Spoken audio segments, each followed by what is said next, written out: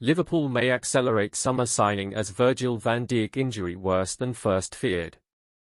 Liverpool are reportedly stepping up their interest in Napoli defender Kim Min-jae. The injury to Virgil van Dijk may see the Premier League side dip into the market for a defender earlier than expected. Liverpool have already made one major mid-season signing.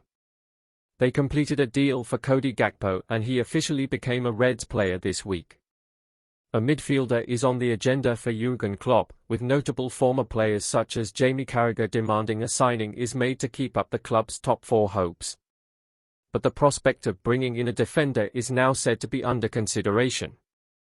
Van Dijk is expected to be out for several weeks with a hamstring injury picked up in the loss at Brentford. Klopp initially played down any thoughts of a serious injury, but the problem is worse than initially feared. The Dutchman will receive results of a scan this week to determine the full extent of the issue. Italian outlet Illinois Mattino claims the injury has seen Liverpool step up their interest in Napoli star Kim. The report says Van Dijk's absence brings the Reds back on the market for the 26-year-old, and claims they have called on Napoli regarding the player this week. Manchester United are also credited with interest in Kim by Illinois Mattino. It had been reported elsewhere that Liverpool would not pursue Kim until the summer. Italian outlet Corriere dello Sport claimed they would look to activate the player's release clause, which doesn't become active until July. Kim would be available for a fee of around £44 million, €50 million, at the end of the season.